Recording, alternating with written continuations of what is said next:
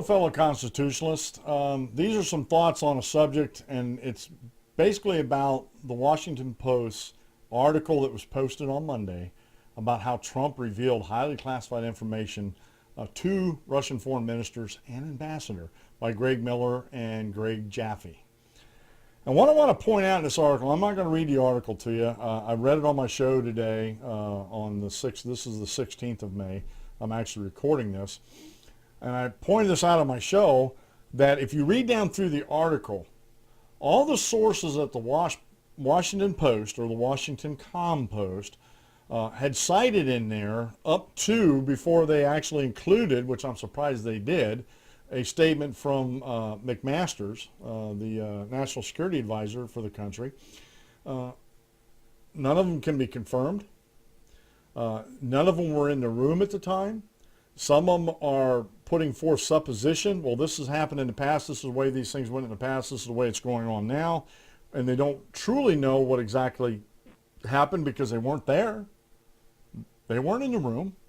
And they ran this story and they crafted it in such a way that the anti-freedom progressive Democrats and their supporters in the lamestream media, in the blogosphere, in the progressive news sources like Slate, Salon, Mother Jones, Huffington Post, some other sites on the internet ran with this story to condemn Trump about this without confirming a thing.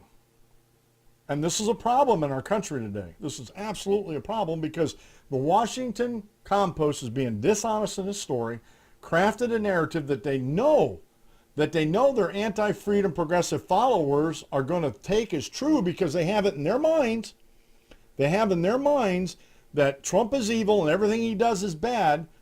And so they're going to find stories, and if they find a story or hear a story that supports their narrative, well then it's true. It's got to be true, and we got to get rid of Trump because of what the Washington Compost said is actually true. But folks, we have to use a little common sense, a little reason here. If these leakers, and that's what Fox News calls these folks leakers, but if these supposed experts were not in the room at the time, there's only one way they could know what was happening in that room is if they bugged that room, if they had some type of surveillance on that room. That's a problem. That is an absolute problem. If they're surveilling audio, video, whatever it is, the President of the United States when he's having these private meetings. That's a huge problem. I don't know if that went on or not. I'm just saying that's the only way they would know what actually went on in that room. Two, they have somebody that was in the room, McMaster, saying this is exactly what went on. There was no secrets given. There was no secrets exposed. Classified information was not exchanged. It was not revealed to the Russian minister, foreign minister, or the ambassador. Okay? And there's no proof that there was. None whatsoever. Washington Compost has crafted a story. It's a hit piece on the Trump presidency.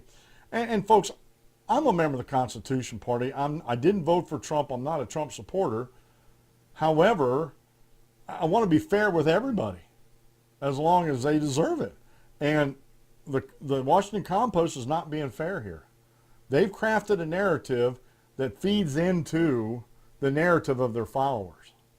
And their followers have spread this narrative as if it was news, which it absolutely is not. The only news here, and it's really not new news, but it's still continuing news, is the fake news and the fabricated news that still keeps continually coming out of the Washington Compost, and how their sycophants actually sop this up and take this as gospel, that this is exactly what happened between President Trump, Rex Tillerson, McMaster's, there was another young lady in the room, and the Russian foreign minister and ambassador.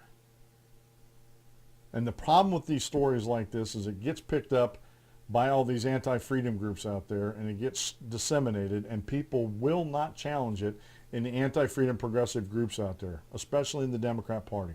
They will not challenge this narrative. And if they're not going to challenge it, then all you're going to see on your Twitter and your Facebook feeds is this false narrative being shared. And if you care about the truth at all, like I was doing yesterday, everything was shared that I caught on my timeline. I said, this is a fake fabricated story. It didn't happen this way.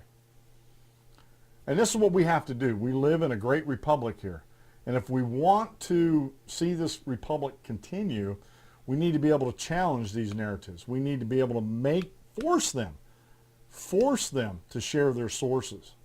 Or at least report them as these are unverified sources. These are unverified statements from these sources. These are these words only, and put it in the narrative that way. Instead of crafting the narrative, if you read an article, they put it out like this is fact that these people are putting out. Our republic is not going to survive long living on these type of lies, and these lies not being challenged. And this is what I'm hoping that YouTube returns to. Instead of demonetizing and canceling out videos, or actually deleting videos altogether, and hopefully VidMe grows into is a site where these things can be called out and questioned, and let it air out in civil public discourse if these are facts or if it's just been fabricated. These are just some of my thoughts on this story about the Trump story out of the Washington Compost. Have a great rest of the day, folks, and God bless.